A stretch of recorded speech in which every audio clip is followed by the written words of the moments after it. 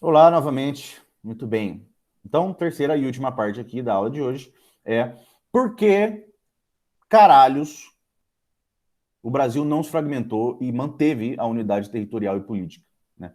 Porque é uma pergunta que ela é difícil de ser respondida. Quer dizer, ela é muito controversa, não é? Vocês já pararam para pensar por que o Brasil é um país que é o Brasil?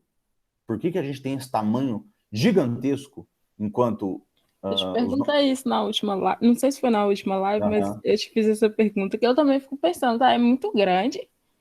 Vai, pega norte e sul. Então, Puta trampo da porra, né? Aí tem 20 milhões de pessoas para administrar, 20 milhões de coisas para cuidar da saúde, para cuidar das coisas, etc.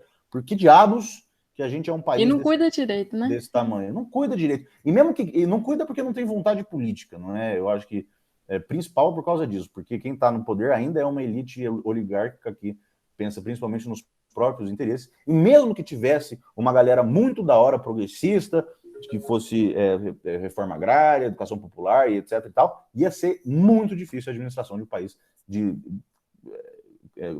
do tamanho que a gente tem, né? Principalmente com o nosso funcionamento político a gente sendo uma federação com o poder central, o poder do governo federal sendo muito forte e os estados terem uma autonomia relativamente limitada comparado com outras federações, né? Então, por que o Brasil não se fragmentou e manteve a sua unidade territorial e política? Existem alguns motivos, é uma combinação de motivos, e existe muito debate dentro da historiografia, mas os principais motivos bom, em primeiro lugar, a elite, elite letrada hegemônica, certo? Então, hegemônica por quê? Porque eram as mesmas pequenas e pouquíssimas pessoas que eram filhos de fazendeiros, que eram filhos de senhores de engenho, que eram filhos que eram amigos do rei, que eram amigos da galera. Então, poucas pessoas eram as pessoas que conseguiam estudar direito, ir para a faculdade de direito, para estudar a formação do Estado, para estudar ciência política, para estudar formação legislativa e estudar a organização do Estado, né? E a grande maioria deles ia ou para Coimbra, ou para São Paulo, ou para Olinda, né? Que tinha essa formação jurídica muito parecida. Então, todos eles pensavam muito de uma forma muito parecida, né? Todos eles tinham uma mentalidade muito parecida. Uh, e a mentalidade era de quê? De continuar com o poder na mão deles, né? E usufruir o máximo possível de todas as regiões uh, do país, né? Da extensão territorial, e oprimir o máximo possível, controlar o máximo possível a população, controlar o máximo possível os escravos, não ter abertura política para pobre, para mulher, para a galera, né, de fora. Então, essa homogeneidade das pessoas que tinham o conhecimento jurídico, porque o conhecimento jurídico ele se torna uma ferramenta política de organização da sociedade do Estado. Não tem como você pensar uma república, pensar um Estado mesmo, pensar uma monarquia parlamentarista, pensar uma organização social, pensar uma cidade, pensar um Estado, pensar leis, essas coisas, sem ter o conhecimento jurídico. E a gigantesca maioria da sociedade brasileira não sabia nem ler, muito menos entender o que era o Estado, entender o que era o legislativo, entender o que era uma Constituição, né? Então, a nossa elite política ela era extremamente pequena, extremamente hegemônica, né? E o segundo motivo importante também era vinculado à escravidão, né? Porque, como a gente falou, a sociedade brasileira era predominantemente rural, com o poder econômico e o poder político concentrado nas mãos de grandes proprietários de terras e de grandes donos de escravos, né? De proprietários de grandes terras e proprietários de muitos escravos, né? Porque não eram grandes homens. Eles tinham, eles que controlavam o poder. E o poder e a atividade econômica era baseada na mão de obra escrava, escravizada. Então, eles dependiam da mão de obra escravizada. Eles dependiam, não, né? Eles tinham a escravidão como base da sociedade, da produção agrícola, né? Só que o problema é que, a partir do século XIX, começa a rolar fortes pressões da Inglaterra, a partir do século XIX, assim, já no começo do século XIX, desde o começo do século XIX, por conta da Revolução Industrial, a Inglaterra, ela pressiona o mundo inteiro para que fosse substituída a mão de obra escravizada pela mão de obra assalariada de trabalhadores livres, porque a mão de obra escrava era muito pouco produtiva, né? E principalmente por conta do desenvolvimento industrial, era preciso que houvesse uma mínima capacitação dos trabalhadores para mexer com máquina, para mexer com essas coisas aqui. E os escravos também, eles davam muita despesa, porque eles tinham que comer, porque eles tinham que se vestir, porque eles ficavam doentes, porque eles, né, eles eram coisas, eles não tinham nenhuma liberdade para fazer as coisas. Então, os senhores de engenho, os donos de escravos, eles tinham que suprir todas as necessidades dos escravos, senão os escravos morriam, né? E aí ele perdia dinheiro. Enquanto o industrial, ele não quer saber de dar comida para o escravo, ele não quer saber de vestir o escravo, ele cuidar do escravo quando está doente. Ele quer saber do trabalhador indo lá trabalhar, indo embora e sumir na casa dele. E saiu da fábrica, você some da minha frente, você não fala mais comigo, eu estou cagando para você, eu vim aqui trabalhar. E aí, se você morre, se você adoece, se você faz qualquer coisa, eu tenho um outro sujeito, que é o exército de reserva, né? Um monte de desempregado que eu posso substituir rapidinho. E eu não tenho despesa nenhuma com você tratando do trabalhador, né? Então, eles queriam manter a escravidão, né? E a Inglaterra queria que a escravidão acabasse. Então, os proprietários de terra e os grandes senhores das províncias, eles, separados, eles não conseguiriam enfrentar as pressões da Inglaterra. Mas juntos, todos apoiados juntos, na figura do monarca, do rei do Brasil, com todos os esforços das elites unidas, eles conseguiriam fazer, né, se juntar para fazer a força, as pressões da Inglaterra e manter o tráfico negreiro primeiro e a escravidão até o máximo possível, até a zona do insuportável mesmo, né? Tanto que é interessante que das revoltas que aconteceram na regência, a farroupilha e a balaiada foram as que mais tiveram sucesso, no sentido de serem mais violentas e no sentido de serem mais, deram mais trabalho para o poder central. Lembrando que as revoltas da regência eram sempre por causa da interferência do poder central nas dinâmicas provinciais. Então, as províncias, elas lutavam por autonomia, por independência. Não por separação necessariamente e diretamente, mas por maior liberdade para fazer as coisas sem a interferência do rei o tempo todo, do governo central o tempo todo. E aí, a farroupilha e a balaiada foram as mais violentas, porque as elites que controlaram e que deram causa a essas revoltas, elas eram produtoras de gado. E, portanto, eles não eram tão dependentes da mão de obra escravizada quanto eram as outras províncias. Olha só que interessante, porque o gado, você precisa dos caras em cima do cavalo, né? E você precisa ir tocando o gado. Então você tinha os cavaleiros, né? A galera que montava a cavalo. Ai, como é que chama no Rio Grande do Sul? Ai, tinha o nome desses caras, mas não me lembro. Mas eram, claro, tinha escravo também, alguns escravos faziam esse trabalho de cavaleiros, mas muito menos escravos, não precisava da mão de obra escrava como base da colheita e da plantação e da secagem, da tirada de cana, né? Então, no Rio Grande do Sul e no Maranhão, ali com essas revoltas de gente que não dependia da escravidão, essas revoltas foram mais bem-sucedidas e mais violentas. Enquanto as revoltas que foram levadas a cabo por partes da sociedade que tinham essa dependência da escravidão, da escravização, eles não foram tão violentos, eles não fizeram tanta questão assim de criar um conflito com o governo central e de se separar de fato, porque se separasse de fato, rolava esse enfraquecimento da própria província em relação à Inglaterra para tirar a escravidão. Então, bicho, todo esforço feito, né, era para manter a escravidão, era para manter os pobres longe das terras, era para manter as mulheres longe das urnas, era para manter o controle sempre na mão dessa pequena elite oligárquica branca, educada na Europa, controlando tudo e todos o tempo todo.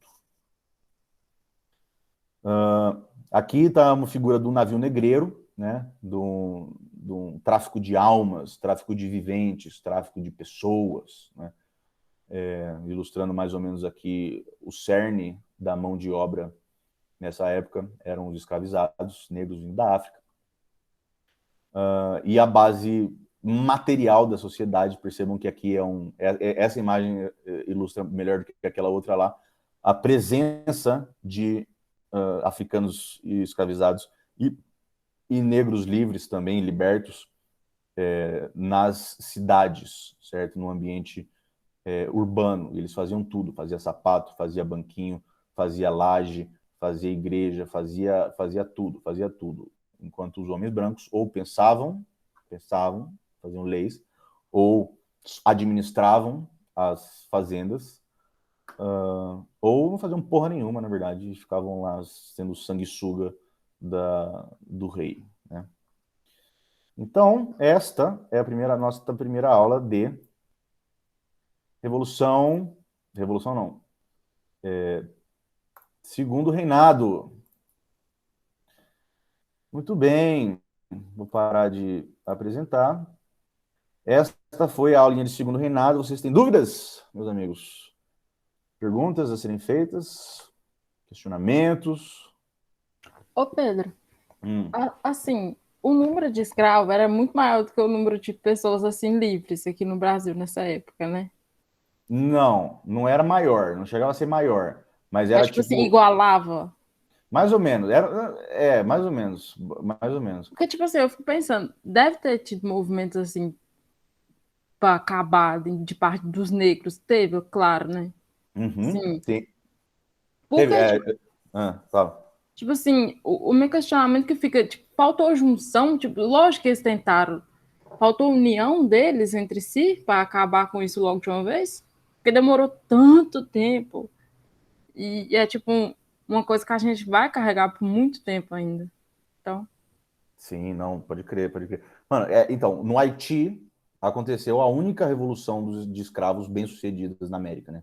No Haiti, em 1791, os escravizados africanos, que lá sim eram tipo... Aí eu não vou falar número aqui, que eu não sei. Mas lá sim, eles eram maioria na sociedade, eram muito maiores em números do que os homens brancos, do que os seguranças dos homens brancos, dos homens armados brancos, e lá eles conseguiram matar os brancos e fazer uma revolução e subir ao controle do governo, né? E aí, por conta disso, por conta desse negócio do Haiti, a escravidão no século XIX, no Brasil, foi muito violenta e foi muito repressiva e opressora e violenta mesmo. Por quê? Porque os caras tinham medo de que rolasse uma revolta, como aconteceu no Haiti, que rolasse isso aqui no Brasil. Porque como tinham muitos escravizados, como tinham muitos africanos, se os africanos se organizassem e fizessem uma revolução, e o grande medo dos caras, tem um texto de histórico lá de carta de um senhor de engenho mandando para outro e tal, do cara falando assim, velho, a gente tem que tratar esses caras com muita violência para esses caras não se revoltarem. Porque se eles se revoltarem e quiserem vingança, a gente tá fudido.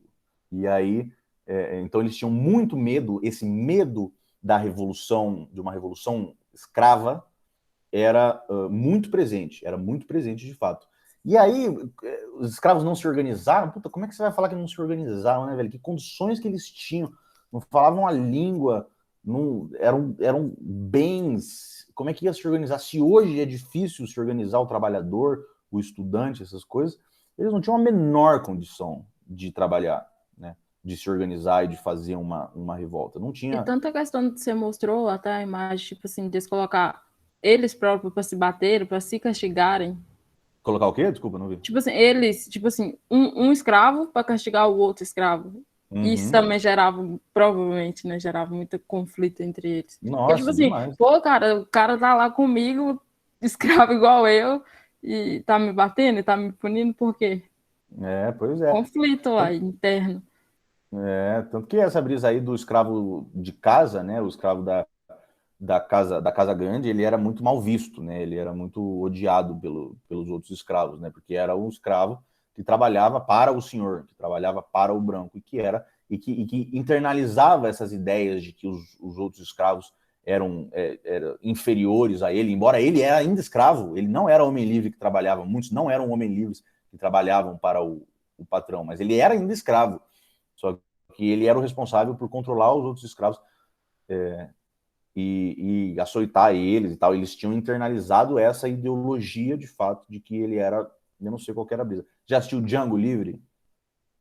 Não, nunca Não, assisti. é um filme que eu recomendo super, assistir Django Livre. É sobre a escravidão nos Estados Unidos e tal, e é com o Leonardo DiCaprio, é uma brisa muito da hora, muito da hora. É do Quentin Tarantino, muito interessante, Django Livre. Vou procurar para ver. Mais alguma coisa, pessoales? Eu só queria falar que sobre isso, que só de pensar que, igual os escravos dos líderes, né? Eles vinham mais pensar sobre o dinheiro, né? Sobre uma certa proteção por estar defendendo, né? Os líderes. Achava melhor ser contra, né? Dos escravos, do que ao invés de ter uma união para acabar logo com a escravidão, né? Até porque, igual você falou, do mesmo jeito ele ainda continuava sendo escravo. Então, sim. Então, o cara era escravo, ele era uma coisa, ele era propriedade do senhor de engenho. E aí, se ele passasse a trabalhar diretamente para o senhor de engenho nesse serviço que ele precisava, que era de espancar e torturar os outros escravos, ele mesmo não seria torturado. Ele mesmo teria algumas regalias, ele mesmo poderia ter algumas poucas liberdades, morar numa casinha um pouco melhor em vez da senzala, ter uma comida mais interessante, não apanhar, não ter que trabalhar na lavoura, não ter que fazer essas coisas. Então mas é muito complicado. Então se a gente pensar, falar moralmente a partir do nosso pensamento, do nosso entendimento, é muito escroto e condenável o sujeito que era escravo trabalhar para o senhor, batendo nos outros escravos que eram semelhantes a eles. Mas se você for pensar, tentar pensar com a cabeça do cara, era tipo, ou sou eu ali, ou sou eu batendo, ou sou eu apanhando. Tá ligado? E se eu não estiver batendo, eu vou estar apanhando. Então, é muito complicado, e é muito, muito complicado mesmo, assim. Você falar de organização dos escravos, os escravos não sabiam, é foda, mano, e teve muita resistência.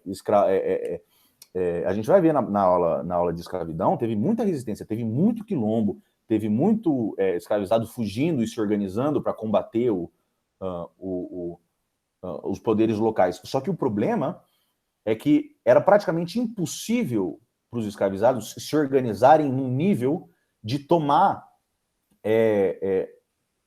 o sistema como um todo, porque o sistema era muito grande e as terras eram muito grandes, então eles estavam longe de tudo, eles estavam longe de todos, e realmente não tinham um pensamento de que, por exemplo, os escravos de Pernambuco, eles estavam fazendo a revolução lá, os escravos de Salvador, por exemplo, que fizeram o levante dos malês, que foi uma revolta dos escravos muçulmanos lá, que ficaram putos e se organizaram minimamente e conseguiram causar um tumulto forte, não tinha a menor condições dele terem qualquer contato com os escravos, por exemplo, de São Paulo, do Rio de Janeiro, de Minas Gerais, para fazer um projeto nacional, né, dos escravizados. Então, E mesmo quando a gente pensa assim, a gente tem que parar e pensar, né? Eles não eram todos iguais, vinham de regiões diferentes, tinham culturas diferentes, línguas exato. diferentes.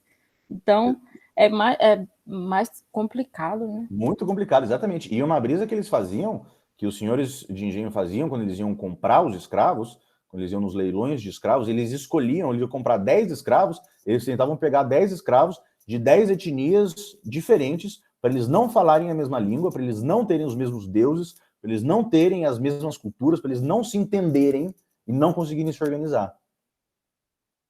Exatamente, essa brisa é muito importante também.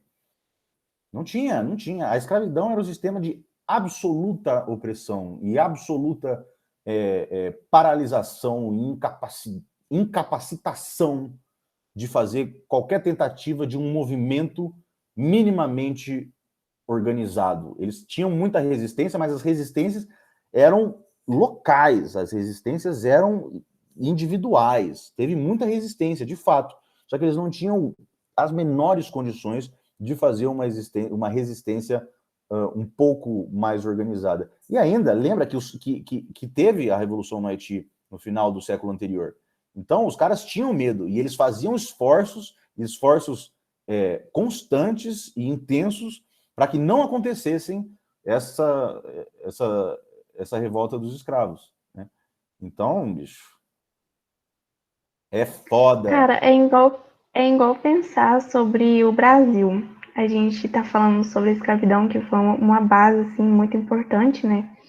E é muito complicado também falar que seria diferente vendo as coisas igual a gente vê na história no Brasil, né? Vendo as coisas que aconteceu, principalmente, cara, tem uma mente muito fechada, não quer pensar mais além, não quer fazer mudanças, continuar na mesmice. Cara, foi muita falta de evolução, assim, principalmente na escravidão. É muito triste, igual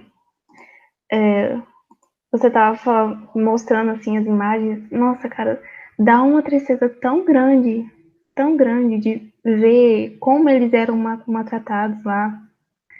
E só de pensar, assim, que isso durou tanto tempo e basicamente quase ninguém fez nada, né? Então, é muito preocupante, porque se a gente chegar igual hoje em dia a gente tá, se a gente não começar a dar uma diferença, vai ficar pior, né? Então, assim, a gente vê o governo que tá, assim, no Brasil, a gente preocupa tanto, porque é uma mente ainda muito fechada para começar a evoluir o Brasil, né?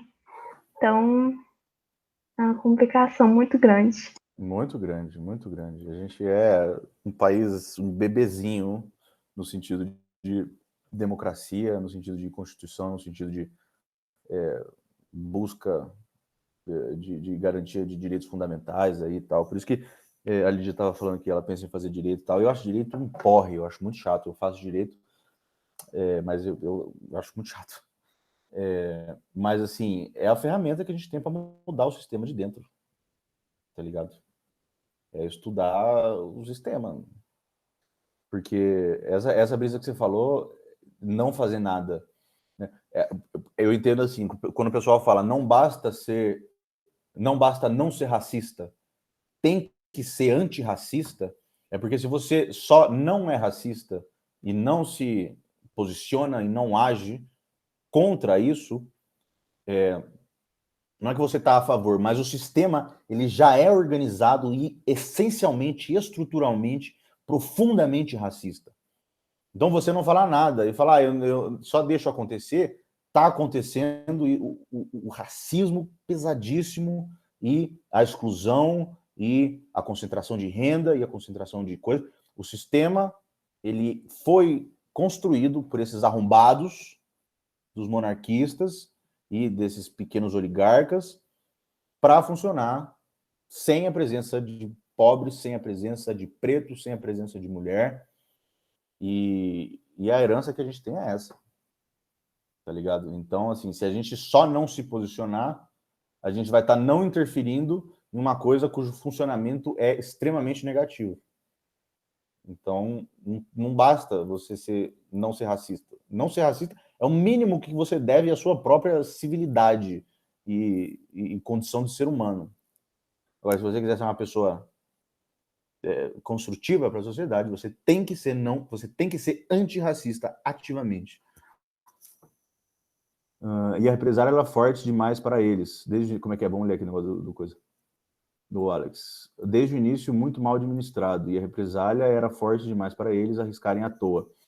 Se qualquer coisa eles eram extremamente maltratados, uma tentativa mal-sucedida de revolução só resultaria em mortes, né? Exato, eles não iam fazer nada se não fosse favorável. Exatamente, bicho, exatamente. Os cravos... se eles fossem pegos lendo, eles eram açoitados muitos até a morte, eram queimados vivos por saber ler. Era assim, era uma brutalidade extremamente desproporcional, exatamente para mostrar para os outros, falar, qualquer coisa que você tentar para mudar o que está aqui, você vai desejar que você tivesse morto, porque você vai ser tão torturado que você vai ter, tá ligado? E não tem jeito, bicho, a gente é ser humano, velho. Como é que diante de um bagulho desse a gente pensa em se organizar, a gente pensa em organização social e organização maior, assim, se você tá sob tanta ameaça da sua própria integridade, tá ligado? Não pensa, né? Olha o que a gente tá vivendo agora. Não tem nem o que falar. Quando você fica amedrontado, Exato, velho. Exato, não tem como. É ridículo isso, né? É foda, bicho. A gente precisa de jovem progressista disposto a trabalhar nessa bosta desse país. Você tá falando com a gente, né? Tô falando, mano. Jogando a bola pra nós. Tô falando, mano. Tô falando com nós. Tô falando comigo mesmo também, porque, né, porra. Me inclua aí nesse meio de Não te chamei de velho, não. Hã? Não te chamei de velho, não. Dos jovens. Eu falei lá, o jovem puto, né? Eu ia colocar jovem entre aspas, mas aí eu falei, não, peraí, né? Vamos colocar jovem também, mas eu sou jovem ainda. Ai, ai. Muito bem, galerinha. É o brabo, então. Deixa eu parar a gravação para não ficar tão comprida essa terceira parte. And